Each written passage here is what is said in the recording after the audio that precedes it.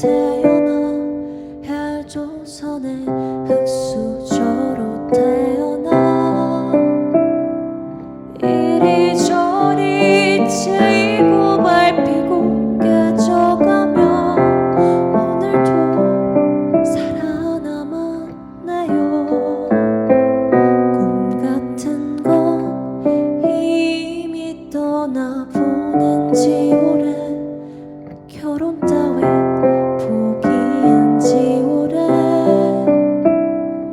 100살까지 살 수 있다는 보험 광고는 무서운 저주일 뿐이죠. 어차피 난 비정규직 인생 날 때부터 새겨진 불도장 헬조선이 전국인 자들의 노예 그것이 나의 운명.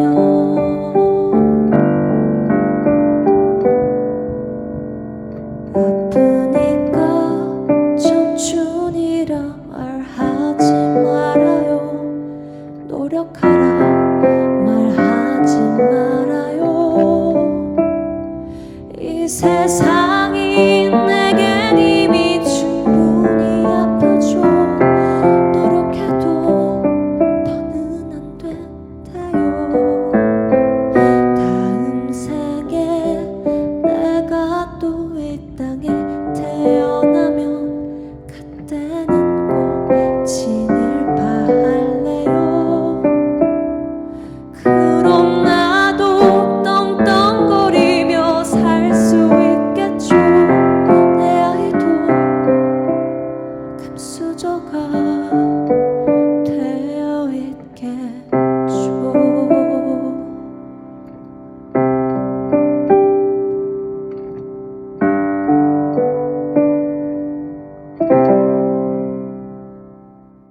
네, 오늘은 이제 청년에게 안전망이 필요하다라는 주제로 제가 오늘 맡아서 이제 하게 됐고서 어떤 얘기를 하고 할 수 있을까 이제 고민을 하다가 이제 청년과 안전망이라는 두 가지 주제로 이제 같이 얘기를 좀 해보면 좋을 것 같아요. 그래서 제 소개부터 드리자면은 저는 최유리라고 하고요. 저는 이제 원래 대구 청년 유니온이라고 해서 뒤에 얘기도 나올 건데 이제 그 청년들의 노동조합이라고 하는 노동조합에서 이제 원래 위원장을 했다가 이제 그 다음에는 이제 청년 부채 문제에 좀 관심이 생겨서 이제 여러 가지 이제 부채에 관련된 단체도 만들고 이제 활동들도 하면서 이렇게 지내고 있습니다. 네. 그래서 제가 원래 고등학교 때 우리 세상에 다녔었거든요. 그래서 세부도서관 되게 많이 들어봤는데 오늘 처음 왔는데 되게 공간이 너무 좋아가지고 좋네요. 환영합니다. 네. 저거는 그냥 저의 이제 경력을 소개했다면은 저를 이제 이렇게 소개하는 여러 가지 이제 가지고 와봤는데요. 저는 원래 아르바이트에 되게 달인이었었어요. 제가 36살이고 이제 2005년도에 입학을 했었거든요. 근데 제가 2017년도에 졸업을 했어요. 그래서 친구들은 저한테 군대 갔다 왔냐면서 이렇게 뭐 얘기하기도 하고 이렇게 했었었는데 왜 이렇게 길게 이제 학교를 다녔냐 하면 제가 이제 집안 형편이 좀 어려워서 사실 아르바이트를 되게 많이 했었어요. 그래서 이제 모든 휴학을 다 썼고 이제 아르바이트를 거의 7년간 계속 아르바이트 했었던 것 같아요. 그래서 종류가 10종 이상 종류가 넘게 이제 아르바이트 했었던 것 같아요. 그런 거에는 그 종류에는 뭐 쉽게는 편의점 캐시어 하는 것도 있었고요. 뭐 파리바게트에서 이제 빵에 이제 뭐 기름도 바르고 어린이 앨범 같은 거 그런 것도 만들고 이런 거 여러 가지 아르바이트를 되게 많이 했었던 것 같아요. 그래서 근데 이 아르바이트를 좀 하다 보니까 제가 학교에는 되게 집중을 잘 못했었던 것 같아요. 그래서 제가 우리 세상도 이제 같이 좀 다니다 보니까 나름대로는 7년 동안 진짜 아르바이트를 하면서 학비도 벌면서 굉장히 열심히 살았는데 결국 졸업할 때는 2.9점으로 졸업을 했어요. 그래서 그렇다 보니까 제가 100번 넘게 이력서를 냈는데 2012년에 90번은 서류 광탈을 당했고요. 그래서 이제 서류를 면접 통과하고 10번의 이제 면접을 보게 됐는데 2012년 당시에도 굉장히 장시간 노동을 하고 이제 저임금인 곳에 저를 불러서 이제 면접을 봤었던 기억이 나는 것 같아요. 그래서 되게 이런 기억들도 있고요. 세 번째로 저를 소개하자면 빚쟁이였어요. 그렇게 하다 보니까 사실 제가 아르바이트를 열심히 했지만서도 이제 학자금 대출을 하지 않고는 학교를 다닐 수가 없었거든요. 그래서 300만 원 정도 학자금 대출을 했었었는데요. 제가 이때 이제 제가 2017년 정도에 이제 학자금 대출을 했는데 그때 한국장학재단이 있었는데 7% 8%의 이유를 붙여서 청년들한테 이제 대출을 해줬었어요. 그때는. 근데 그때 제가 300만 원 빌렸는데 17,000원 이자였거든요. 근데 저는 이것도 내기 굉장히 벅차서 이거를 좀 묵혀두다가 좀 빚을 사실 제대로 못 본 거죠. 그래서 한 이게 7, 8년 정도 이제 지나서 보니까 140만 원 이자가 불어났더라고요. 그래서 저기 이렇게 되니까 신용불량자까지 됐었던 상황이었고요. 그래서 저를 소개하는 단어도 빚쟁이가 아닐까라고 이제 생각을 했었습니다. 그 다음에 저는 대구 청년유니온 위원장으로 저를 소개할 수 있을 것 같은데요. 그래서 앞에 제가 이제 서류 광탈 당하고 이제 아르바이트를 많이 하면서 굉장히 자괴감에 빠졌었어요. 내가 이렇게 취직할 것이 이게 한 군데도 없나 이런 생각도 들었었고 왜 더 공부를 열심히 못했을까? 내가 더 열심히 했었더라면 이렇게 자괴감이 시달리지 않았을 테라는 생각을 많이 했었던 것 같아요. 근데 이제 대구 청년유니온을 좀 만나면서 그 안에서 이제 좀 루저 친구들이 많더라고요, 저처럼. 그래서 그 안에서 공감과 이해를 같이 얻으면서 이 안에 같이 청년들의 목소리를 함께 내면서 이 취업이 안 되는 문제가 결코 이제 내 개인의 문제가 아니라 좀 사회 구조적 문제로 인해서 좀 그런 걸 수도 있겠다라는 이제 공감들을 많이 이 안에서 친구들하고 같이 한 것 같아요. 근데 그런 것들이 좀 모여서 여러 가지 활동들을 하면서 좀 작은 성공의 축적 이런 것들이 이제 이 안에서 좀 가져갈 수 있었던 것 같아요. 그래서 이 활동을 하면서 좀 요런 정도의 키워드가 있었고 뒤에 더 이제 말씀드릴 건데 지금 이제 대구 청년연대은행 디딤 대표로 이제 활동하고 있는데 이 안에서 제가 또 빚쟁이였었잖아요.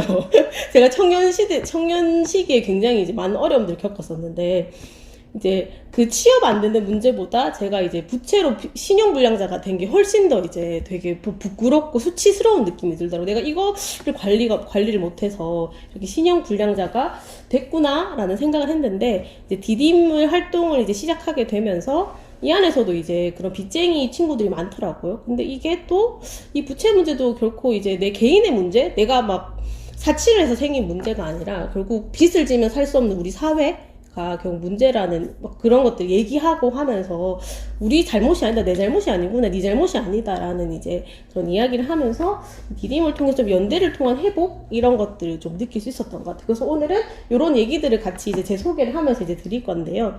오늘 이제 청년이랑 이제 안전망에 대해서 같이 얘기를 해볼 건데 먼저 청년부터 좀 말씀을 드릴 수 있을 것 같아요. 이제 선생님들도 이제 청년 시기를 많이 거치셨겠지만은, 사실 저도 거의 청년 끝자락에 있는 사람으로서 이제 청년에 대해서 좀 얘기를 하자면, 요새 MZ세대라고 많이 부르잖아요. 이 청년 세대를 MZ세대인데, 1980년대 초반부터 2000년대 초반에 출생한 세대를 MZ세대라고 불러요. 그래서 MZ세대의 특성, 그래, MZ세대 요새 말세니, MZ세대는 다르니 이런 얘기를 되게 많이 하잖아요. 그래서 특성을 한번 살펴보면, 이렇게 한 4가지 정도가 있는 것 같아요. 되게 워라밸을 되게 중요하게 생각하는 세대인 것 같아요. 그래서 좀 일과 생활의 균형, 예전 같았다면 회사에 충성하고 희생하면서 이런 회사의 성공이 나의 성공으로 가져갔다면 사실 MZ세대들은 그런 게 아니라 내가 내 일과 생활이 같이 균형을 맞추면서 나의 취미나 쉼도 되게 중요하게 생각하는 세대인 것 같아요.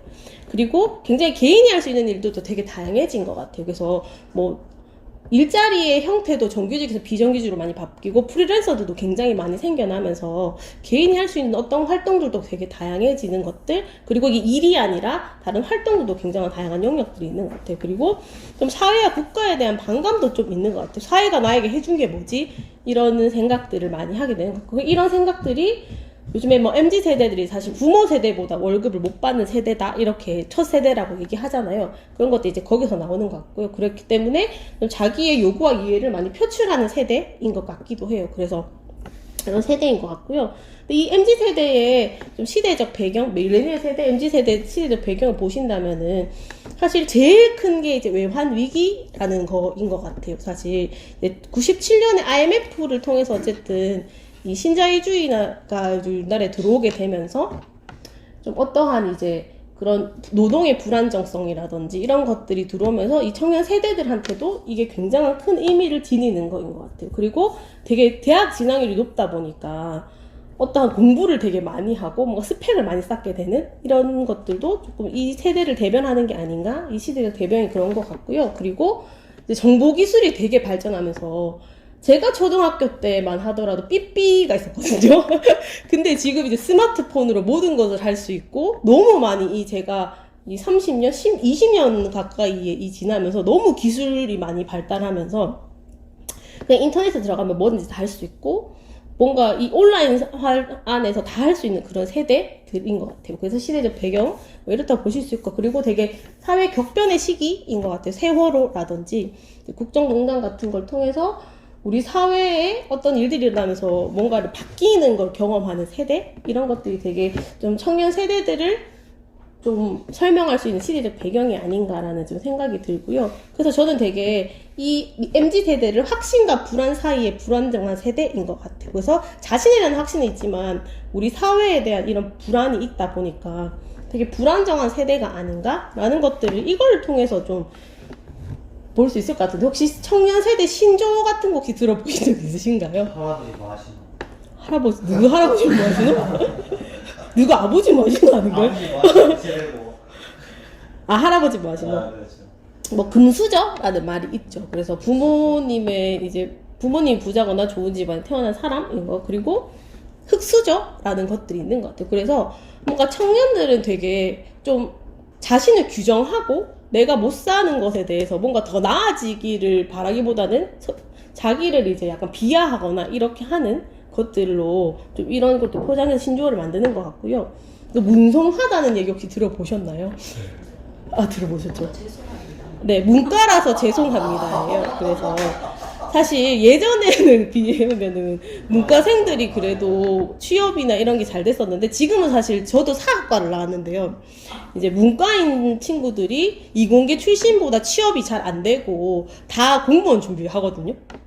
그래서 이런 것 좀 비하하는 신조어, 그래서 청년들의 좀 현실을 좀 비하하는 신조어라서 문송합니다. 이런 단어들도 좀 있는 것 같아요. 그리고 뭐 M4 세대 라는 거 들어보셨죠? 그래서 N개 뭐 처음에 3포 세대였다가 5포 세대였다가 이제는 무한대로해서 뭐 결혼 출산 다 포기한다고 N포 세대가 되었고요. 그리고 청년 실신 시대라고 혹시 들어보셨어요? 실업자, 신용 불량자 시대라고 해서 청년 실신 시대 이렇게 부르기도 하고요. 네, 달관 세대라고 해서 이제 왜 일본에 가면은 히키코모리 이런 게 있잖아요. 그래서 뭔가 다 달관한 세대, 뭐 그렇지 이렇게 하면서 자기에 대해서 정신승리하고 이런 세대들을 달관 세대 이렇게 부르기도 하는 것 같아요. 그리고 제일 중요한 게 단군 1회 최대 스펙을 가진 세대, 대학도 다 나오고 자격증도 몇 개씩 있는 그런 세대라는, 800점 넘어가고. 네, 교육도 800점 넘어가고 무조건 뭐 다 그렇게 되는 세대인 것 같아요. 그렇기 때문에 근데 좀 청년들의 신조어들을 보면 안쓰럽게 보거나 뭔가 수혜적 입장으로 많이 본다는 생각이 드는 것 같아요. 그렇다면 진짜 청년의 현실이 어떤지에 대해서 같이 조금 한번 살펴보면 좋을 것 같은데요.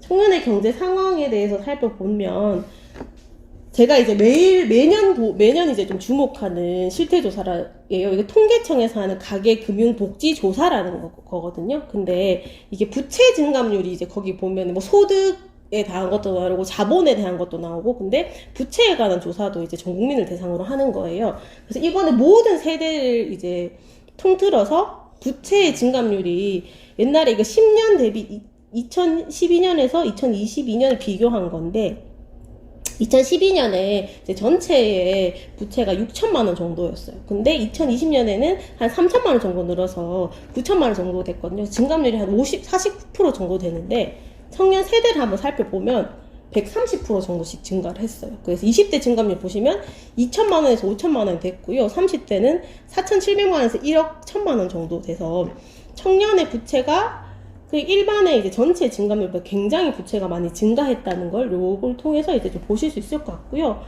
그리고 저희 디딤에서도 매년 실태조사를 진행하거든요. 대구 지역 청년들을 대상으로 해서 좀 청년들의 이 부채 실태나 금융 실태가 어떤지 좀 조사를 해보는데요. 이제 부채가 있냐고 청년들한테 물어봤고 한 500명 정도를 대상으로 해서 조사를 했었어요. 그러니까 한 10명 중에 4명 정도의 청년이 자기가 부채가 있다고 대답을 했었어요. 그리고 근데 저희가 이제 매년 조사를 하다 보니까 부채가 늘어나는 걸 볼 수가 있거든요. 그래서 이제 앞에 그 증감이 10년 사이에 엄청 130%가 145%씩 증감을 했었잖아요. 근데 이제 연도를 살펴보면 이 평균 부채 금액이라는 건 뭐냐면 저희가 조사한 대상 중에는 부채가 있는 청년도 있고 없는 청년도 있잖아요. 그걸 포괄해서 500명에 나눠서 이제 한 명이 가진 부채가 한 1,000만 원 정도 2020년에 됐었어요. 근데 2021년에는 한 1,300만 원이었고 2022년에는 2,000만 원 정도로 올라서 굉장히 부채가 계속 상승하고 있고요. 근데 더 심각한 거는 청년 채무자의 부채 금액을 살펴보시면은 이제 이건 부채를 가진 청년의 부채이거든요. 그러면 거의 1,000만 원씩 매년 증가하시는 걸 볼 수 있으세요. 4,000만 원에서 5,000만 원 됐고 6,000만 원에 대해서 청년의 부채가 되게 질적으로 양적으로 많이 늘어나고 있다라는 걸 이걸 통해서 조금 확인할 수 있을 것 같아요. 그러면은 부채가 있는 청년 아까 보셨겠지만 전체로 봤을 때도 이제 청년 부채가 굉장히 커지고 있고 대구에 있는 청년들을 따로 떼고 봤을 때도 부채가 굉장히 커지고 있는데 대체 왜 그런 건지에 대해서 같이 한번 살펴보면 좋을 것 같은데요. 저희가 이제 청년들한테 부채를 어떻게 쓰는지 이제 물어봤었거든요. 근데 1위가 생활비였어요. 30%. 그리고 그 다음에 주거비였고요. 그 다음에 교육비였거든요. 근데 예전에 이제 청년 부채라고 하면 많이 생각하시면 이렇게 청년들 그래 학자금이 많지 이렇게 많이 물어보세요. 근데 예전에는 학자금이 제일 1위였었거든요. 근데 이게 이제 코로나19를 지나면서 이제 금리 인상을 지금 하면서 생활비 비중이 청년들이 대출 비중이 굉장히 높아졌다라는 거를 조금 확인하실 수 있을 것 같아요. 그래서 이 생활비, 주거비, 교육비를 거의 합친 수치가 뭐 7, 80% 정도 되는 수치이고, 그래서 이걸 봤을 때 청년들이 굉장히 좀 삶의 필수적인 부분들을 해결하기 위해서 좀 부채를 지고 있다라고 보시면 될 것 같아요. 그래서 뭐가 문제인가 생각했을 때는 저는 저소득, 고비용, 저복지라서 부채를 많이 진다고 이렇게 생각을 하거든요. 그래서 그거를 좀 한번 살펴보시면 좋을 것 같은데, 저소득이기 전에 청년들이 굉장히 취업하기가 힘든 사회이잖아요. 그래서 실업률도 되게 높고 고용률도 엄청 낮다라는 거를 여기 통계를 보면서 확인하실 수가 있을 것 같아요. 근데 대구 지역은 조금 더 심각해요. 다른 지역보다. 그래서 사실 대구 지역의 산업의 특성이 사실 대기업이었고 서비스업이 많고 이제 제조업이 많다 보니까 이제 대구에 취업하기보다는 다른 지역으로 많이 나가게 되는 상황들이 좀 있는 것 같아요. 그래서 보시면 이렇게 이제 전반적으로 청년 실업률이 맨날 자료긴 하지만 굉장히 많이 늘어나고 있는 걸 보실 수 있고요. 근데 실업률이 아까 이제 10% 정도 되지만 사실 체감 실업률은 청년들한테 훨씬 높은 것 같아요. 그래서 한 34% 정도 되는 것 같고요. 첫 취업에 소요되는 기간도 11개월로 굉장히 좀 길어지고 있는 상황인 거고, 사실 제가 봤을 때 이거 좀 옛날 자료라서 이것보다 훨씬 더 지금 많이 길어졌을 것 같아요. 한번 처음 취업하려니까. 그러니까 이 취업하려는 시기에 청년들이 또 부채를 많이 지게 되는 상황인 거죠. 그래서 이 안에 어쨌든 공부도 해야 되고 자기 식비도 써야 되고 학원비도 써야 되는데, 이때 이제 뭐 부모님이 사실은 도와주지 않으신다면은 당연히 이제 부채를 질 수밖에 없는 상황이 될 수 있을 것 같아요.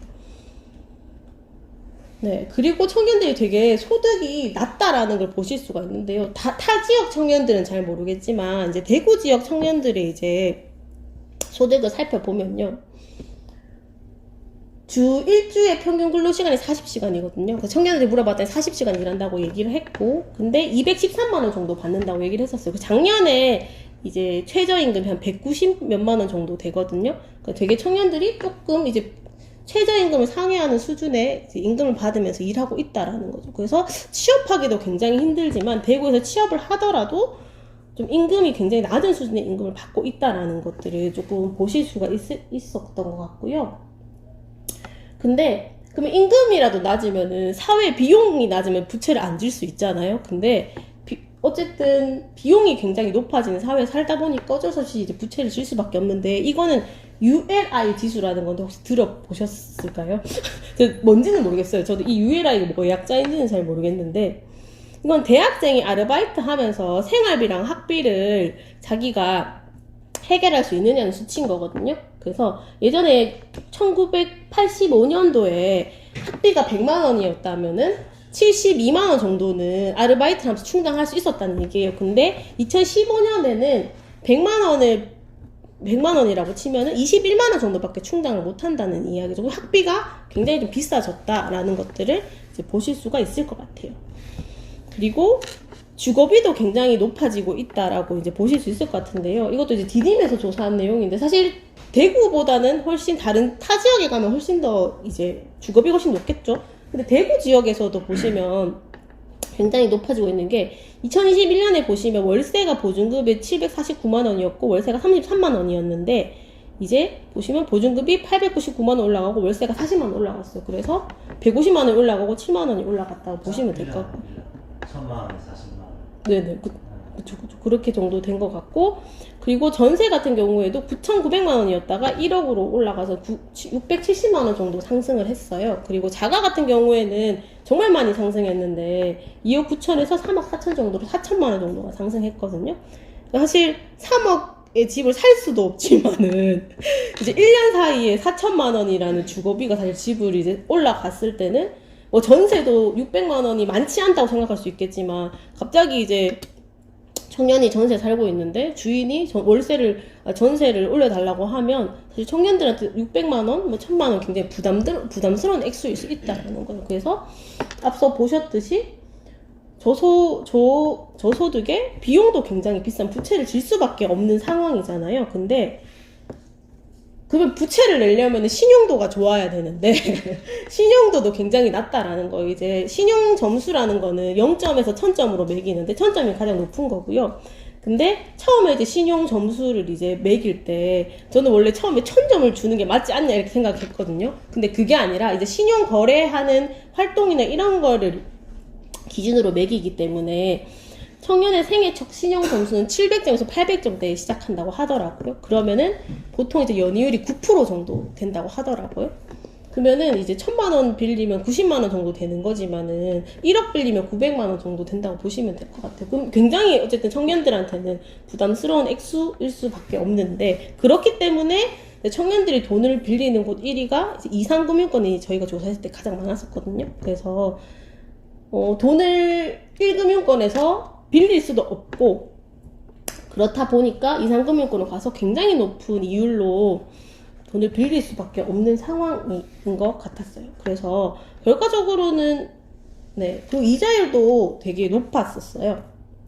여기 보시면은 1금융권이 2.87% 정도 낸다고 했는데 이상금융권이 14% 정도 낸다고 했으니까 굉장히 많은 큰 이율의 차이가 있죠. 그래서 청년들한테 이제 강의 가면은 이상금융권 대출 쓰지 말고 1금융권 대출 쓰라고 하는데 사실 못 쓰는 상황인 거죠. 그래서 지금 훨씬 더 많이 올라갔을 것 같아요. 그래서 이런 것들이 굉장히 청년들한테 큰 부담을 주고 있다라고 보시면 될 것 같아요. 근데 문제는 이제 그러면 청년들이 이렇게 고비용 사업에 살고 저소득이고 부채를 빌리는데 부채로 하면 어려움 겪을 때 우리 사업에서 도움을 받을 수 있나? 라고 했을 때 그것도 사실 아니라는 거죠. 그래서 경제적 피해 발생 시에 뭐 정책이나 제도를 알고 있는지 물어봤더니 모른다고 한 청년들이 10명 중에 8.5명 정도였었어요. 그러니까 굉장히 저희는 이제 저희 디딤에서는 청년은 금융 소외계층이라고 규정을 하고 있어요. 그래서 저소득에 굉장히 고비용 사회에 살고 있고 사실 아까 전에 그런 정책이나 제도도 없는 저복지에 살고 있기 때문에 고부채를 낼 수밖에 없는 상황인 거죠. 그래서 청년은 금융 소외 계층이라고 저희는 이제 얘기하고 있고요. 그래서 결국은 저는 이제 우리 사회의 어쨌든 결과적 이 저복지의 문제도 삶의 필수적인 요소, 생활비, 주거비, 교육비, 의료비를 부채로 해결하게 만드는 사회이잖아요. 그래서 결과적으로 청년들의 삶이 굉장히 흔들리는 것 같아요. 그래서 청년에게 금융은 저는 이렇다고 생각해요. 아까 전에 말씀드렸듯이 결국 일상의 금융과 제가 말씀드렸듯이 고비용 사회에서 우리 구조가 이제 뭐 저소득인 구조가 사실 뭐 낮은 임금 그리고 불안정한 노동, 청년층들은 진짜로 불안정한 노동을 해서 저 청년 이제 상담을 많이 하는데 이제 부채 상담할 때도 청년 1, 2년 사이에 이직하는 율도 되게 높아요. 그렇기 때문에 만약에 부채를 냈다가 갑자기 해고를 당하거나 이직을 했을 때 이 시기에는 부채를 내지 못해서 어려움을 겪는 청년들도 굉장히 많더라고요. 그래서 이 저소득이 소득이 낮은 것만 뜻하는 게 아니라 실업과 이 불안정 노동 사이에서 굉장히 어려움을 겪고 있다는 거죠. 그리고 말씀드렸듯이 저복지, 그리고 일자리 중심이고 시장 중심이다 보니까 이런 것들이 없는데, 근데 문제는 일상의 금융화라고 저희는 부르는데, 이제 결국 생활의 필요를 금융으로 공급하게 만드는 거예요. 이 복지로 하는 게 아니라, 왜 유럽 국가에서는 왜 의료도 무상으로 해주고 집도 주잖아요. 근데 우리나라는 집도 내 돈으로 사야 되고 의료도 해야 되고 학교도 내 돈 주고 가야 되기 때문에 이런 일상이 굉장히 금융화되어 있다라고 이제 저희는 얘기하고 있고요. 그래서 결과적으로는 은행이 이런 도덕적 해이와 약탈적 금융인 게 아닌가라는 저희는 생각을 했었어요. 그래서 결국 은행의 수익 중심으로 굉장히 운영이 되고 있어요. 그래서 제가, 그리고 약탈적 금융이라는 것도 굉장히 활성화되어 있는 거죠. 그래서 뭐 금융 비용이나 수수료를 많이 떼서 이런 것들 하기도 하고, 그리고 최근에는 이렇게 이제 금리나 물가가 상승하고 경제가 어려워지다 보니까 금융 사기들도 굉장한 다양한 수법으로 등장을 했어요. 그래서 청년들이 특히 많이 당하는 게 이제 내구재 대출이나 작업 대출이라고 해서 뭐 핸드폰 깡 이런 거 들어보셨죠? 그래서 핸드폰 깡도 많이 하고, 그래서 그런 것도 수법이 다양해져서 뭐 유심을 판다라든지 이렇게 되는 정수기로 깡을 하는 사람들도 있고요. 근데 이게 불법인지도 모르는 상황인 거고, 작업 대출이라고 해서 이제 청년들이 뭐 무직이면은 대출을 못 받잖아요. 어째 소득이 없으니까. 근데 그거를 브로커가 문서를 조작해가지고 이제 저축은에서 빌리는 거예요. 근데 이 문서를 조작하면 사문서 조작이잖아요. 그래서 청년도 사실 이제 범죄자가 되는 이렇다 보니까 이런 금융 사기의 수법들도 굉장히 다양해지고 있는 거죠. 그리고 공적 금융기관의 기능도 많이 축소돼서 뭐 우리 사회에서 공적 금융기관이 있나 생각해봤을 때 사실 거의 없다고 이제 생각해도 무방할 것 같다는 생각이 들었어요. 저는 그래서 결과적으로는 문제는 신용평가 체계가 굉장히 문제라는 생각이 많이 들고요. 그래서 이 신용평가라는 건 결국 소득이나 재산 중심으로 편성이 되기 때문에 결국 청년이나 아니면 취약계층에게는 이 신용평가 체계에는 굉장히 낮을 수밖에 없는 거고, 이 안에서 우리가 들어가서 좋은 점수를 받기라는 굉장히 어려운 일이라는 생각이 많이 들어요. 그리고 금융 비용에 관련된 문제도 있고요. 그래서 이자나 수수료도 너무 많이 은행에서 챙겨가기 때문에 이런 것들로 사실 청년들이 원금을 갖기가 힘들기보다는 이자로 인해서 더 많은 힘듦 겪음도 많거든요. 그래서 이런 부분들도 있고, 그리고 금리나 담보들이 금리가 낮게 받을 수 없고 담보도 없기 때문에 사실 지불 불가능한 가격이 이제 뭐 대출을 하거나 뭘 살려고 했을 때, 그래서 결과적으로는 이 금융 소외가 이렇게 오지 않는가라는 생각했고요. 그래서 지금의 구조로는 결과적으로는 청년이나 사회적 약자에게는 금융 사각지대가 발생할 수밖에 없다라는 생각이 이제 들고요. 그래서 부채나 금융 소외 문제는 저는 이제 결과적으로 사회 문제이고 공공의 금융성 회복이 필요하다고 생각하는데, 저는 이거에 이 금융의 공공성의 문제도 있지만은 여기 네 번째 보시면 경제적 성공을 부추기는 사회 분위기도 정말 한몫을 하고 있다라는 생각을 많이 들거든요. 그래서 유퀴즈에 막 그 주식 전문가들이 나와서 난 주식으로 성공을 했다 이렇게 얘기하면 당연히 청년들이 주식을 살 수밖에 없는데, 그때 이제 막 호황일 때 주식을 사서 잘해놓고 지금 이제 금리가 떨어져서 사실 주식이 폭락을 했는데 누가 책임을 지냐는 거죠. 언론에서 그렇게 떠들고 사실 유퀴즈에서 책임을 질 거냐. 이거 찍히나요 혹시? 유퀴즈. 네. 그래서 언론은 사실 이걸 책임지지 않잖아요. 그래서 결국 네, 이런 것들이 뭐 집을 사서 부동산을 해서 성공을 하라라고 얘기해 놓고 결국은 개인의 책임으로 다 맡겨지고 있다라는 생각? 그래서 결국 금융은 너무 공공성이 없고 너무 개인에게 맡기는 거 아닌가? 라는 생각들이 많이 들었었던 것 같아요. 그래서 결국 저는 부채 및 금융 소외 문제가 사회 문제로 규정해야 되고, 그리고 금융의 공공성 회복이 굉장히 중요하다라는 생각이 듭니다. 그래서 기존의 금융이 아까 말씀드린 자본의 이익, 주주 자본주의 약탈적 금융이라면 금융의 공공성과 사회성이 회복돼야 되고 정상성이 회복돼야 되는 거 아닌가라는 고민을 하면서 왜 이렇게 세 가지 정도가 있으면 좀 회복될 수 있지 않을까라는 이제 좀 생각을 해봤어요. 그래서 사회적 금융 공급을 신용체계 변화를 통해서 사회적으로 금융을 공급해야 되는 거 아닌가라는 이제 생각이 좀 들었고요. 그래서 이런 게 이제 공공은행 사례나 뭐 시민은행 사례들이 해외에는 많이 있더라고요. 그래서 뭐 시민은행은 일본의 뭐 미래 뭐 은행 이런 것도 있고요. 공공은행은 뭐 유럽 국가에서 공공은행의 사례들이 굉장히 많고 미국에서도 공공은행 사례들이 많더라고요. 그래서 이런 것들이 뭐 시민이 출자를 해서 그 자금을 모아서 빌려준다라든지 아니면 공공기관이 뭔가 어디 기업 같은 데서 출자를 내서 이런 것들 돈을 빌려준다라든지. 근데 이게 결과적으로는 신용체계가 변화하지 않으면 결국 사각지대가 생길 거고, 이 신용이라는 것에 대한 재평가가 필요하지 않은가라는 이제 고민이 좀 들고요. 두 번째로는 상담과 교육이 되게 중요한데, 청년들이 제가 이제 작년에 이제 진짜로 집을 많이 샀어요, 청년들이. 근데 그때 변동금리를 선택한 거예요. 근데 변동금리가 이제 계속 바뀌니까 올해 기준금리가 올라가면서 거의 2배 정도 상승을 한 거예요. 근데 청년들이 고정금리가 뭔지 변동금리가 뭔지 모르다 보니까 그러니까 변동금리 그때 쌌으니까 선택을 한 거예요. 그러니까 이런 것도 사실 교육이 몰랐기 때문에 그렇다는 생각이 들고요. 그리고 투자 같은 경우에도 청년들이 굉장히 많이 투자를 했고, 저희가 2021년에 이제 조사했을 때 청년들이 한 명당 300만 원 정도 투자를 한다고 했는데, 작년에 조사하니까 1,500만 원 투자를 한다고 하더라고요.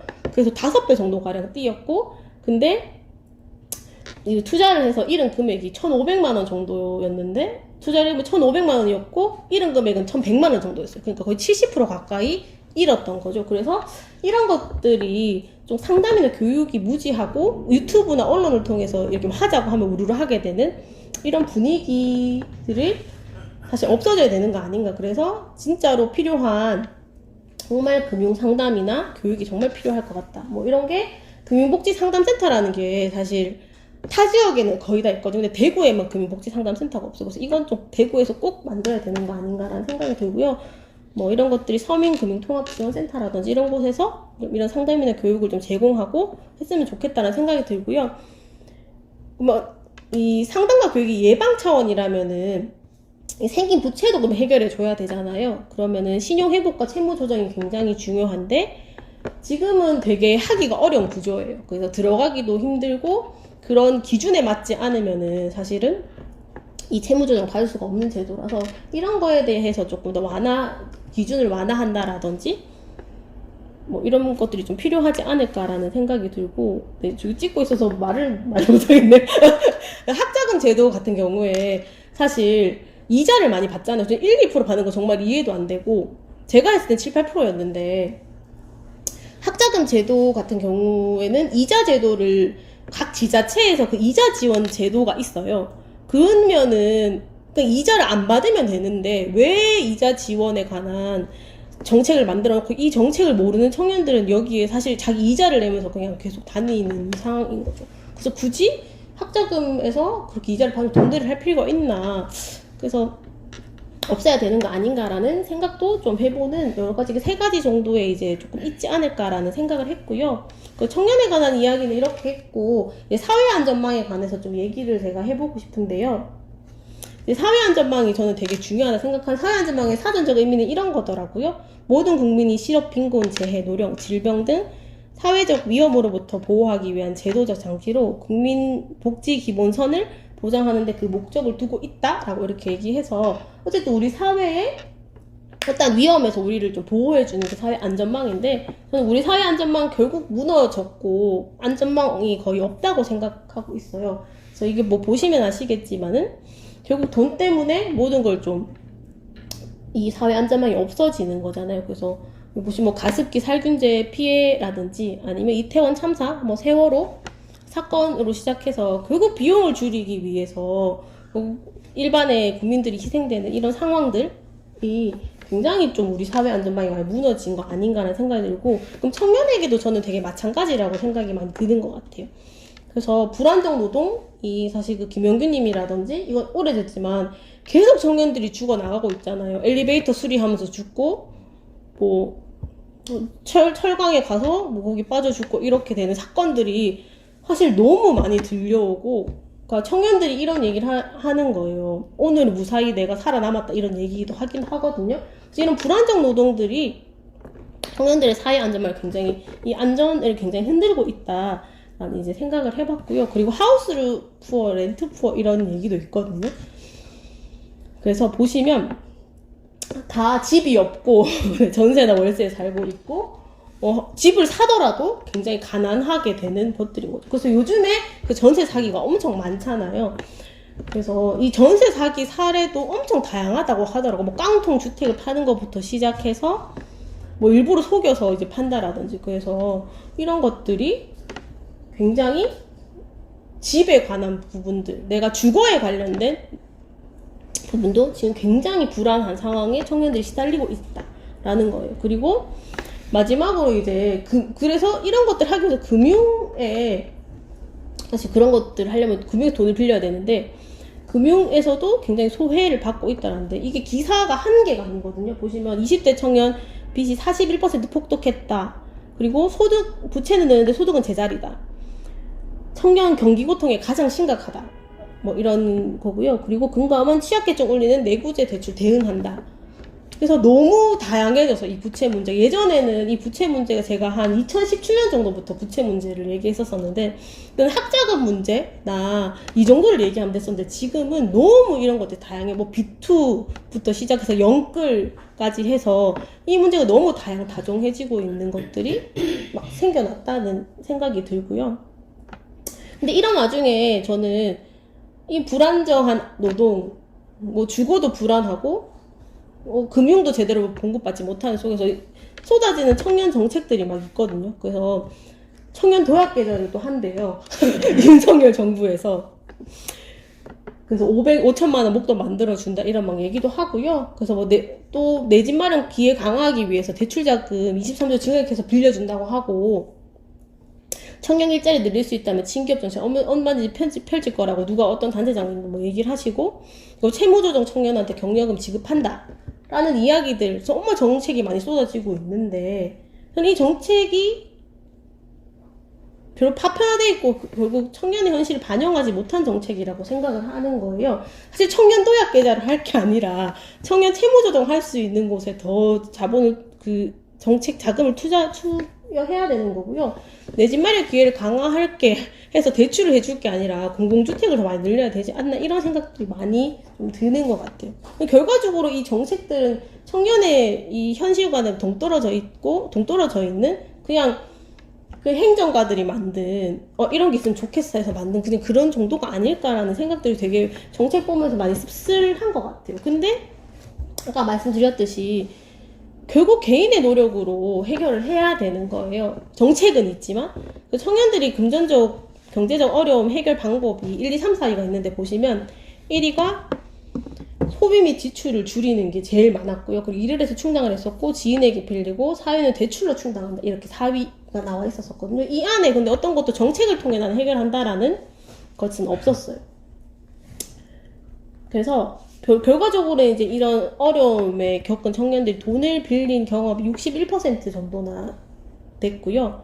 정책 및 제도 이용 비율은 32% 정도밖에 되지 않았어요. 그래서 말씀드렸듯이 파편화돼 있고 정책이 자산 형성 시켜주고 싶어, 대출을 뭐 집을 살려면 대출 해줄게 하고 그냥 다 따로 뭔가 주먹구구식 정책들인 거죠. 그래서 현실을 반영하지 못하고 있고, 그래서 이 정책들이 결과적으로는 청년의 삶에 근본적인 변화를 바라기는 굉장히 어려움이 있다라는 이야기. 그래서 청년 도약 계좌를 한다고 해서 청년의 삶이 바뀌지 않는 것처럼 이런 생각이 들어서요. 그래서 좀 삶 전체를 잇는 좀 삶이 연결되는, 청년한테 근본적 변화를 일으킬 수 있는 안전망이 굉장히 필요한 거 아닌가라는 생각이 저는 좀 들었고요.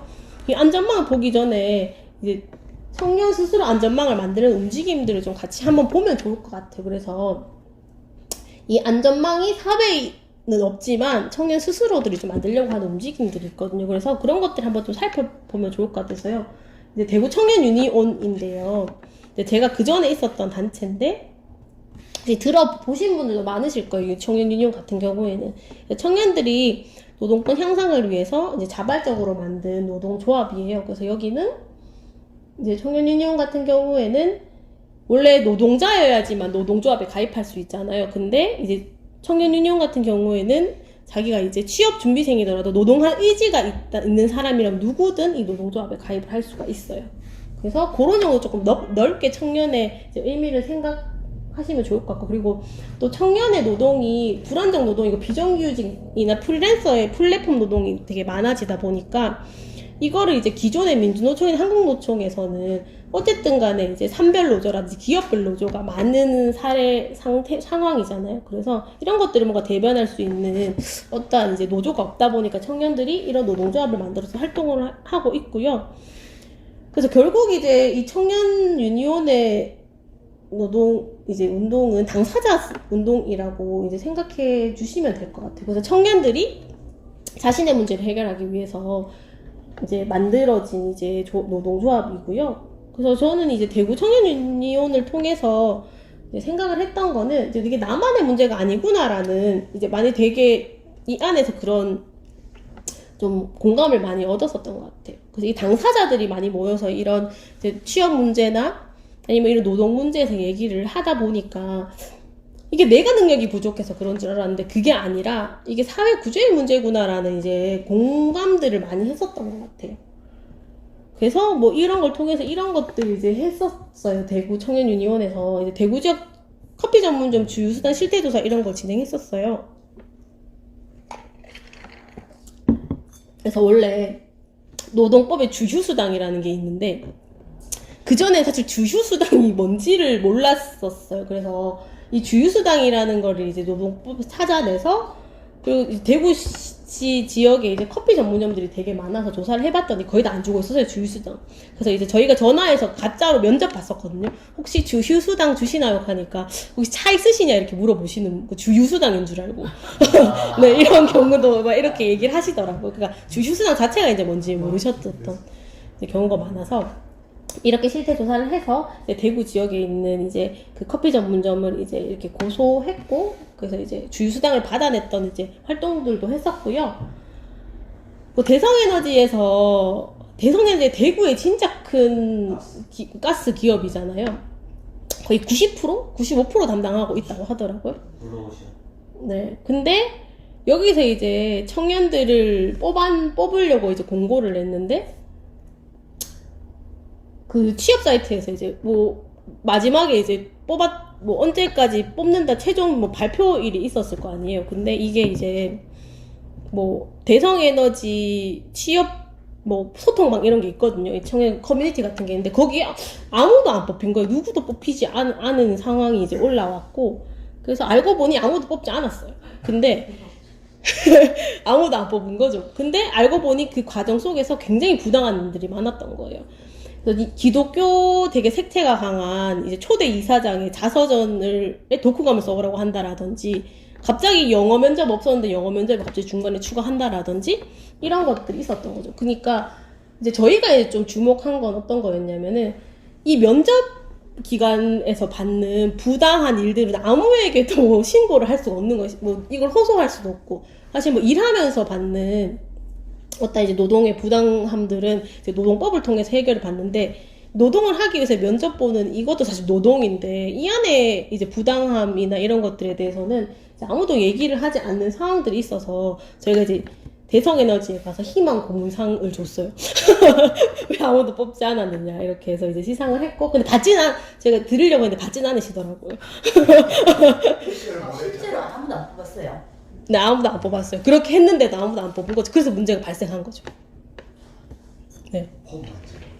대한민국 아니야. 정의로운 나라. 네, 그래서 이렇게 해서, 근데 이제 저희가 이렇게 막 문제 제기를 하고 이제 그해 12월 달에 이제 특별 채용을 해서 뽑았어요. 그래서 특별 채용을 내가지고 뽑긴 했었거든요. 그래서 이제 좀 채용 과정이 좀 투명해지고 이런 과정들이 조금 있었던 것 같아요. 그리고 대구 시의회 규탄 1인 시위 이런 것도 저희가 이제 진행을 했었었는데요. 저희가 이제 이거 청년 기본법이 아니라 청년 기본 조례가 이제 만들어지는 과정이 있었거든요. 근데 이제 청년 기본 조례에서 이제 청년위원회라는 걸 만들어서 이거를 이제 좀 청년 관련된 정책 컨트롤 타워 역할을 하겠다라는 이제 이런 것들을 이제 이 청년 정책 관련된 국장이 이제 얘기를 했는데, 여기 시의원이 청년은 아직 청사과 같은 존재고 성숙하지 않았는데 청년한테 청년 정책의 컨트롤 역할을 맡길 수 있겠냐 이렇게 얘기를 한 거예요. 그래서 저희가 이제 이 앞에서 이제 굉장히 네, 대구 1인 시위를 한 거죠. 네. 그래서 네, 그래가지고 어쨌든 사과 발언을 하고 이렇게 했었던 이제 그런 것들도 이제 진행을 했었었고요. 그리고 마지막으로 이제 찾아가는 거리 노동 상담이라고 해서 이제 저희가 이제 청년들 이제 편의점 알바생들을 좀 찾아가서 사실 편의점 저도 편의점 진짜 많이 했었거든요. 근데 편의점에서 한 번도 최저시급을 받은 적은 없어요. 그래서 이제 그런 노동 환경이 어떤지 이제 조사를 하러 다녔고 이제 이런 것들 이제 발표해서 조사를 내기도 했었어요. 그래서 저는 이 청년 유니언 활동을 통해서 작은 승리의 축적이라는 좀 이 키워드를 얻을 수 있었던 것 같아요. 그래서 사실 뒤에도 말씀드리겠지만 청년들이 사실 되게 성공한 경험들을 가질 기억이 되게 없어요. 왜냐면 청년들은 대학교를 좋은데 가고 취업을 좋은데 해야지만 이제 성취를 가질 수가 있는데 사실 지금 세대에서 그건 어려운 일이기 때문에 뭔가 승리하는 기억 저도 되게 없었던 것 같아요. 그래서 청년 당사자들이 스스로 아까 전에 얘기했듯이 주휴수당을 이런 법조항을 찾아내서 받아내고 이런 면접 과정에서 있는 부당함들을 이제 좀 알려내고 이런 것들을 통해서 우리 요구와 이해를 말하고 변화를 좀 이끌어냈던 과정들이 되게 저희에게는 좀 작은 승리의 축적 같은 이제 과정들이 아니었나라는 생각이 좀 들고요. 그리고 대구 청일연대은행 디딤 같은 경우에도 이런 활동들을 좀 하고 있는데요. 지금 제가 하고 있는 활동인데 사실 디딤 같은 경우에는 아까 막 신용체계 문제라든지 이제 청년층의 신용도도 낮고 청년들의 상황이 불안정 노동에 있다 보니까 이제 아까 생활비를 많이 빌린다고 했었는데 생활비가 필요할 경우가 많잖아요. 근데 이런 것도 이상금융에서 빌리게 되면 이자율이 너무 높아서 어려움을 겪는 청년들이 많기 때문에 저희가 이제 소외가 없는 청년들을 하기 위해서 저희 청년 자조금융이라는 모델로 이제 시작하게 됐어요. 이 자조금융이라는 모델은 이제 어떤 모델이냐면은 협동조합은 아니지만 협동조합 방식으로 청년들이 조합원이 되는 거. 그래서 출자를 하면은 그 출자금에서 돈을 대출해 가는 방식이라고 생각해 주시면 될 것 같아요. 그래서 저희 2018년부터 지금 이렇게 하고 있는데 저희 이제 슬로건은 신뢰와 협동을 기반한 관계 금융, 위로와 공감을 주는 위안의 공동체라고 해서 저희의 키워드는 두 가지예요. 관계 금융과 공동체이거든요. 그래서 이걸 한번 살펴볼게요. 저희 운영 원칙은 이렇게 세 가지로 운영이 돼요. 관계, 신용, 무담보, 자율이자 이렇게 운영이 되는데요. 무담보는 당연히 사람 자체가 되게 무서운 말인데 사람 자체가 이제 담보가 되는데 담보가 되고 협동과 관계가 담보가 되는 게 저희의 이제 무담보의 원칙인 거고요. 관계 신용 같은 경우에는 디딤에서 맞는 관계가 신용이 되는 거예요. 그래서 저희가 디딤돌이라는 걸 만들어서 이제 모임이나 뭐 재능 나눔에 참여하거나 이랬을 때는 한돌, 두돌 이렇게 주는 거예요. 그러면은 그 돌을 모아서 이제 대출을 할 수 있게 되고 그 돌이 높으면 대출 한도도 높아지게 되는 그런 거죠. 그리고 마지막으로 자율이자라고 해서 돈, 재능 나눔, 일손 나눔 세 가지 중에 하나 선택해서 원하는 방식으로 하면 되는 그렇게 이제 세 가지 원칙으로 운영하고 있고요. 그래서 아까 말씀드린 두 가지로 이제 주요 사업이 있는데 하나는 금융협동이라고 하는 대출을 저희가 대출이라고 부르지 않고 그러면 우리 금융협동을 하는 거니까 금융협동이라고 불러보자. 그래서 금융협동이라는 사업과 이 금융협동을 하기 위해서는 이제 저희가 디딤돌을 쌓아야 된다고 했었잖아요. 그래서 관계신용을 쌓는 디딤협동이라는 사업을 이렇게 두 가지를 진행하고 있어요. 그래서 금융협동은 저희 무조건 이제 대면 상담을 하는데요. 상담을 하고 금융협동위원회라는 곳이 있어서 심사를 하고 이제 대출을 하고 이렇게 이제 진행하고 있고요. 금융협동 대출에는 네 가지 종류가 있는데 하나는 디딤 대출, 비빌언덕 대출, 생활경제상담 대출, 범인의 대출 이렇게 있는데 살펴보면 디딤 대출 같은 경우에는 사실 이제 주거비나 의료비 같은 경우에는 뭐 대출을 하지만 좀 청년들이 자기의 꿈을 뭔가 좀 지지하고 응원해주는 대출을 받을 곳이 없는 이렇게 한다고 했을 때 대출을 해주는 곳이 없잖아요. 뭐 여행을 간다라든지 아니면 수강료를 한다라든지 했을 때 제가 대출을 해주는 거라서 저희 이제 조합원들 분들 중에는 뭐 도쿄 여행을 간다라든지 뭐 바디 프로필 찍기 위해서 이제 돈을 빌려 간다라든지 이렇게 하는 경우가 있어서 최대 50만 원까지 대출을 해주고요. 이거는 디딤 신용이 5개가 있어야 돼요. 그리고 비빌 언덕 대출이라고 해서 이거는 그냥 이제 의료비, 주거비, 교육비, 생활비에서 좀 삶의 어려움들을 해결할 수 있는 대출이라서 최대 200만 원까지 대출이 가능하고요. 이제 생활경제 상담 대출이라고 해서 재무 설계를 해주는 대출이에요. 그래서 사실 제가 200만 원이 한도잖아요. 근데 200만 원 사실 해결이 되지 않는 일들이 많거든요. 상황들이. 그렇기 때문에 이런 것들 뭐 채무조정 제도를 연결해 준다라든지 이제 정책을 통해서 좀 연결해 주는 그런 거를 하기 위해서 이제 생활문제 상담 대출도 진행을 하고 있고요. 마지막으로 범위대출금 자기가 낸 대출금에서 130%까지 대출할 수 있는 이런 대출이 있습니다. 그래서 이렇게 대출 4가지 정도를 이제 운영하고 있고요. 상환 어떻게 하냐고 물어보시는 분도 엄청 많으신데 조합원 스스로가 결정해요. 그래서 다음 달에 바로 시작하지 않고요. 그냥 자기가 이제 예를 들면 취업준비생인 조합원들 있을 거잖아요. 그럼 내가 1년 정도 뒤에 취업할 것 같다면 1년 뒤에 갚아도 되고요. 2년 뒤에 설정하면 2년 뒤에 갚아도 돼요. 네, 이렇게 이제 진행을 하고 있고, 근데 중간에 사람이 어떻게 될지 모르잖아요. 갑자기 내가 이직을 한다라든지 취업 준비가 내 마음대로 안 될 수가 있기 때문에 한 번 정도 다시 작성할 수 있어요. 한 번을 다시 작성해서 이제 얘기를 하는 거죠. 제가 이렇게 만든 건 뭐냐면 제 대출 기간을 다음 달에 바로 설정한다든지 1년 지나서 바로 갚으라고 한다는 이랬을 때는 내가 못 갚으면 도망갈 가능성이 없거든요. 이제 얘기를 안 해요. 근데 저희는 그런 게 아니라 그러면 좀 제발 상의를 해라. 이런 경제적 어려움들 같이 얘기해 해결이 된다고 해서 이제 그 대출 상환 기간 이렇게 설정을 한 거고요. 이자 같은 경우에는 이 3개 중에 이렇게 아까 제가 말씀드린 돈이나 재능이나 일손으로 이렇게 내면 되는 거예요. 그 관계신용은 참여 금융 나눔 하면 되는데 이제 저희가 많이 하는 건 이제 재능 나눔이라고 해서 그냥 자기 재능으로 나눔을 하면 돈을 주는 거예요. 그래서 여기 김밥 들고 계신 이분이 저희 이제 조합원인데 김밥집을 옛날에 하셨었어요. 그래서 같이 김밥 싸는 재능을 줘서 이제 같이 소풍 가기도 하고요. 이제 요가 강사 자격증 있으신 분 계셔가지고 이 강좌를 열어가지고 같이 재능 나눔하면서 이자를 갚기도 하고 저희가 돌을 쌓기도 하고 이렇게 하는 과정들이 있고요. 소모임 같은 것도 저희가 진행하는데 이제 가계부 소모임이라든지 이제 걷기 소모임 이런 것들도 같이 진행하면서 이제 같이 디딤 협동을 하고 있어요. 그리고 일손 나눔이라고 해서 뭐 캠페인 같은 걸 하거나 하면 조합원들이 와서 일손 나눔을 해주면 또 돌을 주고 이렇게 이제 하는 활동들을 진행하고 있습니다.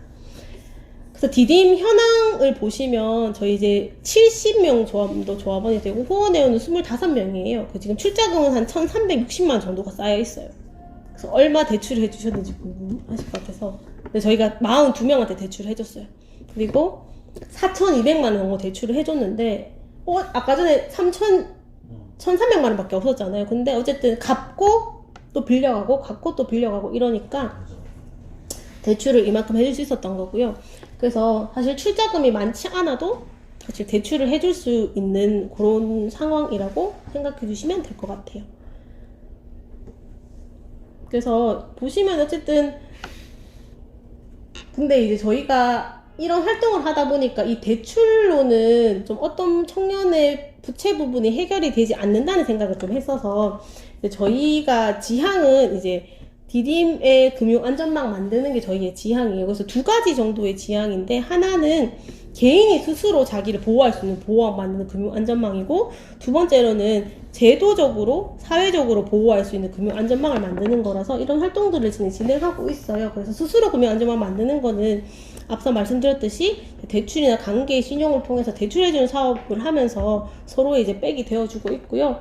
그리고 말씀드렸듯이 이제 상담이나 부채 상담 이런 걸 하면서 근본적으로 이제 문제를 해결하기 위해서 노력하고 있고요. 저희가 금융 가이드라고 해서 청년들끼리 모여가지고 청년의 고민 같은 것들 있잖아요. 그죠? 금리가 올라가면 왜 금리가 올라갔는지, 투자는 해야 되는지 안 해야 되는지 이런 것들을 이제 책이나 이제 잡지로 만들어가지고 고민을 나누는 그런 것들을 좀 만들고 있고요. 제도적 금융 안전망 같은 경우에는 아까 제가 막 저희 실제조사한 자료 보여드렸었잖아요. 그래서 저희가 2017년부터 이제 만들어지기 전에 이제 그 출범 시작할 때부터 이제 실태조사를 했어서는 2019년 빼고는 매년 이제 실태조사를 진행했었어요. 그래서 이런 것들이 청년 부채가 개인의 문제가 아니고 우리 사회의 문제고 이걸 하는 것, 이거 바꿔내야 된다는 거를 지역에서 공론화하는 과정을 받으려고 실태조사도 하고 이런 것들을 이제 보도 자료도 내고 언론에도 이제 공개를 하고 토론회도 진행하면서 이런 부분들을 같이 해결하자고 이제 얘기를 하고 있고요. 그리고 이제 매 이제 선거 때마다 저희가 이제 금융 정책도 제안을 하고 있어요. 그래서 금융 정책을 좀 만들어가지고 이제 뭐 시의원이나 시장 후보한테 이제 협약식을 하자고 하기도 하고 질의서를 받기도 하고 이런 식으로 이제 금융 정책 제안하고 있고요. 그리고 마지막으로 이제 그 자립준비 청년이라고 해서 그 보호시설 퇴소한 청년들 있잖아요. 그래서 이런 것들을 서로 소비 사업이라고 해서 이제 교육 사업 같은 것들을 좀 진행하면서 좀 이 제도적으로 금융 안전망 만들기 위한 좀 노력들을 하고 있는 것 같아요. 그래서 저희 디딤은 이런 공간이 됐으면 좋겠다는 생각이 들어서 이제 저희 금융협동 이용하셨던 조합원이 했던 말을 좀 가지고 와봤는데요. 사막을 여행하는 중에 다 떨어졌다고 생각했지만 목이 너무 말라 가방을 다시 뒤적이다가 발견한 생수 한 통 이렇게 이제 저희의 디딤을 표현해 주셨어요. 그래서 어쨌든 우리가 되게 청년들한테 뭔가 오아시스에 있는 생수 한 통, 그냥 사막에 있는 생수 한 통 정도의 다 물을 공급해 주지는 못하지만은 이제 급하게라도 이제 공급할 수 있고 되게 든든한 백이 됐으면 좋겠다라는 생각이 들었어요. 그래서 저희는 이제 디딤을 통해서 저는 연대를 통한 회복이 됐다고 생각을 하거든요. 그래서 저도 신용 불량자였었거든요. 그래서 근데 이 디딤을 만드는 활동 속에서 채무조정 제도라는 게 있다는 걸 알게 되었고 그 채무조정 제도를 통해서 이제 그 신용 회복을 한 상황이에요.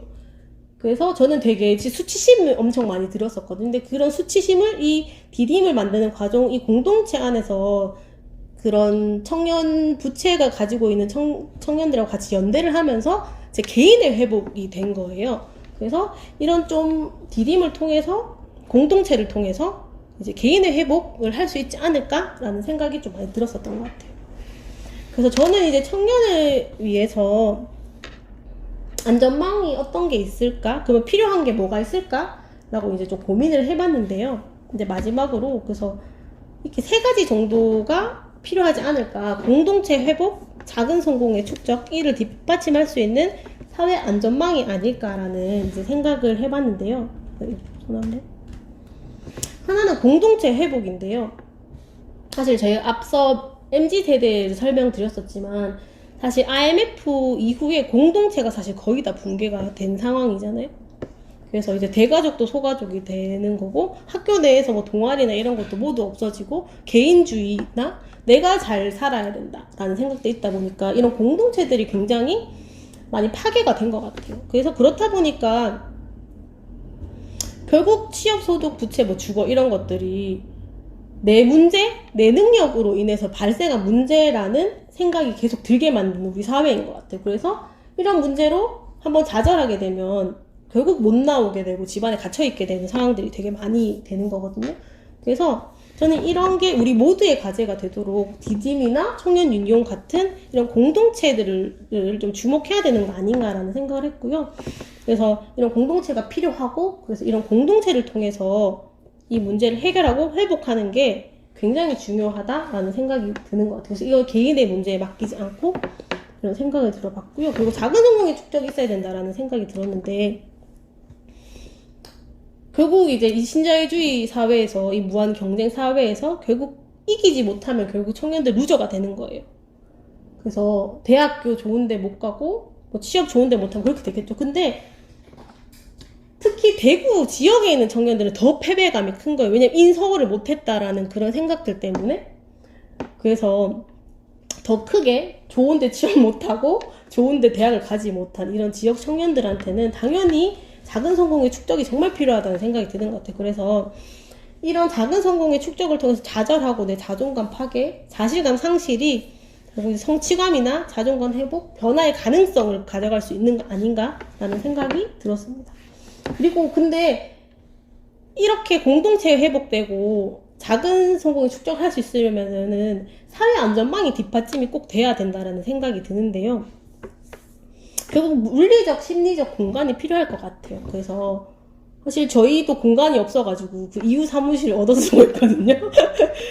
그래서 이런 것들을 할 수 있는 공간도 없고 그 청년들은 그리고 심리적으로 이제 부채가 있으면 되게 수치감 많이 느낀다고 말씀드렸었잖아요. 근데 이런 것도 얘기할 수 있는 공간이 없는 거예요. 그래서 사실 저희 디딤도 그렇게 되게 유명하진 않다 보니까 청년들이 그런 걸로 인해서 사실 극단적 선택을 하기도 하고 이런 경우도 많잖아요. 그래서 이런 것들을 많이 홍보되고 많이 만들어지게 되는 것들이 필요한데, 근데 이거는 결국 제도와 정책이 해결해 줄 수 있는 거 아닌가라는 생각이 좀 들었고요. 사실 저희 자조금융이고 이제 협동조합 방식으로 운영되는 사실 임의단체거든요. 근데 이런 자조금융이나 이런 대안금융을 뒷받침할 수 있는 법과 제도가 사실 지금은 없어요. 그래서 이런 것들을 좀 뒷받침할 수 있는 법과 제도들이 만들어지는 것도 굉장히 중요하겠다라는 생각이 들고, 그리고 청년들이 이제 필수적인 부분들을 해결할 수 있는 제도와 정책이 만들어지는 것도 중요하다라는 생각이 드는데, 뭐 저희 이제 청년 정책 토론할 때 이런 같이 이제 토론하면서 이런 얘기들을 했었어요. 그럼 결국 인프라가 갖춰져야 되는데, 그럼 인프라라는 그 문 열고 나왔을 때 우리가 이용할 수요가 있어야 되는 게 인프라가 아니냐 이렇게 생각이 들었는데, 근데 지금의 제도와 정책은 너무 많은 서류를 요구하고 너무 많은 증명을 하기를 요구해요. 내가 소득이 얼마고 내가 못 사는 걸 증명해야 되고 내가 취업이 안 된 걸 증명해야 되기 때문에 이런 것들을 증명하지 않고 뭐 주거나 교육이나 뭐 어떤 금융의 부분들이 해결될 수 있는 제도와 정책들이 좀 더 만들어졌으면 좋겠다는 생각이 들고요. 그리고 마지막으로는 이제 청년이 주체가 돼야 되지 않나 이런 생각을 좀 해봤어요. 그래서 앞서 말씀드렸듯이 사실 청년은 어디 구색 맞추기용으로 많이 끼게 되는 것 같아요. 그래서 청년이 굉장히 이런 이야기의 사회 안전망을 만드는 굉장한 주체가 돼서 이 안에서 자신의 얘기를 하고 요구와 이해에 맞는 어떠한 것들이 만들어져야 되지 않나? 라는 생각을 해봤습니다. 그래서 제가 너무 빨리 끝냈네요.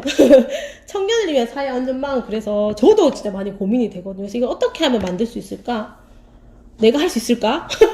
이런 생각도 굉장히 많이 들고, 그리고 디딤이나 청년 유니온 활동이 굉장히 의미 있는 활동이지만 이게 우리 사회에 얼마나 많은 영향을 미쳐서 이 안전망을 만들 수 있는 발판이 될 수 있을까라는 고민도 엄청 많이 들어요. 그래서 여기 운동 선배님들이시니까 같이 그런 사회 안전망을 어떻게 만들 수 있을지에 대한 고민을 좀 같이 해주시면 좋을 것 같습니다. 네, 오늘 제 얘기 들어주셔서 감사합니다.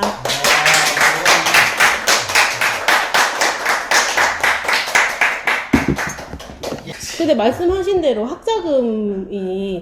학자금이라는 거 안에 이제 요즘에는 학자금 대출도 있고 생활비 대출도 있거든요. 근데 학자금 대출 비중은 그래도 조금 줄어들었어요. 왜냐하면 국가장학금 제도들이 좀 많이 생겨나면서 이제 뭐 학점 조금만 넣으면 이제 얼마 정도 이제 학자금 많이 받아서 많이 줄어들었는데, 이제 생활비 그 학자금 안에 생활비 대출 비중이 많이 높아지고 있어요. 그래서 이게 말씀해주신 대로 이제 그런 박근혜 때 그래도 뭐 어느 정도 그런 반값 등록금 얘기해서 국가 장학금 많이 생겨나서 청년들이 엄청 네 맞아요. 많이 네 했었죠. 해줬었던 네. 것 같아요. 그래서 네, 출자금 내주시면 좋고요. 그것이 그래도 그 정치 얘기 하셨는데 어쨌든 정치 제도로 사실은 제도와 정책이 없으면 어쨌든 저희도 이 부채 문제는 해결하기 진짜 힘들거든요. 특히 더 많이 힘들어서. 그런 좀 어른들이 정치와 또 가까우니까 사실 청년이 이 어디에 뭐 당에 가서도 얘기하기 어려운 구조고, 그래서 그런 좀 기회나 이런 것들 정치 내에서 청년들이 할 수 있는 기회도 많이 늘어나고 청년들이 많이 스킨십하고 만나는 이런 것들이 좀 있으면 좋겠다라는 생각들. 네, 그때만 하잖아요. 네네. 네. 그런 것도 있으면 좋겠고, 그리고 공동체에 대한 경험이 사실 많이 없잖아요, 청년들이. 그래서 그런 경험들에 대한 이야기도 많이 해주셨으면 좋겠어요. 그래서 사실 저희가 하고 있는 거 사실 옛날에 했던 두레나 이런 개나 이런 거잖아요, 사실. 그래서 그런 어떻게 하면 이 공동체 안에서 더 잘 할 수 있을까라는 부분들에 대한 조언이나 이런 것도 되게 필요한 것 같아요. 네. 그리고 이제 저희가 어쨌든 나름 청년 관련된 단체들 네트워크가 있는데, 뭐 그중에 뭐 민달팽이 유니온이라는 것도 있고, 이제 거기에 이제 했었던 예전에 이제 그 위원장이 이제 그 저번에 민주당 비례대표에 나갔었는데도 이제 당선 그 안에 비례대표를 들지 못했고, 뭐 청년들도 굉장히 금융운동 하시는 분도 계시는데 이제 그 안에 못 들어가는 상황들이 굉장히 많이 발생하는 거예요. 그러니까 저는 정치 안에 가라고 하시는데 그 대체 어떻게 그걸 가야 될까라는 고민이 사실 가장 크고, 저도 정치가 정말 중요하고 굉장히 핵심적 요소라고 이제 생각은 하지만 저희도 많이 노력하거든요. 그래서 저희 뭐 매 선거 때마다 지휘서도 보내고 협약도 맺으려고 하는데 이제 그렇게 큰 관심은 없어요. 왜냐면 이제 너무 바쁘니까. 그 시기 어쨌든 그 선거 시기에 너무 바쁘잖아요. 네, 후보들이. 그래서 뭐 저희랑 협약 맺어주는 데는 뭐 진보소득당, 정의당 이런 데고 뭐 민주당에서 관심이 별로 없어요. 조합원이 한 7,000명이면 또 괜찮아요. 네, 그쵸. 근데 말씀해 주셨듯이 그러면 조합원들을 늘리고 이제 풀을 넓혀야 되는데 청년들이 굉장히 파편화되어 있는 거예요. 그래서 저는 이 공동체의 복원, 공동체를 회복하는 게 되게 저희의 중요한 미션이라고 생각을 하는데 근데 이 공동체 미션 회복하기 위해서는 청년들을 이쪽으로 끌어야 되는데 이 공동체라는 게 어쨌든 청년들한테 굉장히 지금 이 설명을 들어보고 이제 힘든 때 얘기를 한다면 이제 같이 하면 정말 좋겠죠. 그래서 저희 같이 하시는 분들 뒤에 이제 조합원을 가입한 청년들은 너무 좋다고 얘기하지만 이 청년들 우리가 그렇게 어느 정도 메리트, 어느 정도의 매력적일까라고 생각했을 때 차라리 주식을 하는 그 모임에 가는 게 청년한테 훨씬 매력적인 거예요. 왜냐하면 이 노동의 가치나 이런 부분이 너무 많이 하락한 상황 속에서 결국 자기의 경제적 자유를 갖는 게 결국 주식이고 부동산을 사는 거니까 너무 거기에 몰두를 하게 되는 거예요. 이걸 너무 그러니까 내가 돈을 벌어서 차를 사고 집을 살 수 없다 보니까 이제 그런 거에 너무 몰두하게 되고 관심이 그쪽으로 너무 쏠리게 되다 보니까 더 파편화되고 이 공동체의 정신에 대해서 얘기하는 우리가 청년들한테 얼마나 매력적일까라고 고민을 하는 상황인 거고 그래서 그거를 어떻게 좀 잘 포장할 수 있을까 저희가 이제 매일 계속 고민하고 있거든요. 그래서 그런 거에 대한 고민을 좀 같이 해주시면 좋겠다. 그래서 저희도 당연히 정치 중요한 거 알고 청년들이 우리가 7,000명, 10,000명이 되면 당연히 더 관심 많이 가지겠죠. 근데 그게 되지 않고 저희는 그리고 대구 지역 청년들을 대상으로 하는 조직이고 다 보니까 사실 서울 지역에도 비슷한 뭐 희년은행이라든지 이제 토닥이라는 조직이 있는데 거기도 이제 조합원들이 사실 1,000명 정도거든요. 근데 거기는 더 청년이 많잖아요. 거기 청년 훨씬 많고 근데 대구 지역에서 결국 청년 60만 명 정도 되거든요. 근데 이 청년들 그러면은 얘기하신 대로 하면 60분의 1 10,000명이면 60분의 1이 우리 조합에 가입할 수 있을까? 뭐 이런 고민들. 외국의 사례도 많아요. 그래서 저희도 이제 좀 공부를 해보려고 하는데, 그래서 공공은행 사례라든지 특히 일본 같은 경우에는 지역에 이제 되게 활동이 많잖아요. 이제 어쨌든 지역이나 이런 데. 그래서 거기에는 시민은행이라든지 그런 유니온들도 엄청 많거든요. 그래서 그런 걸 좀 더 연구해보죠.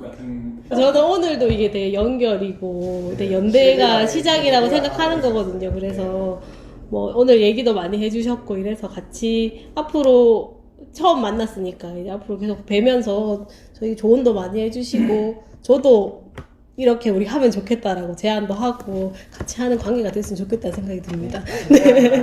네.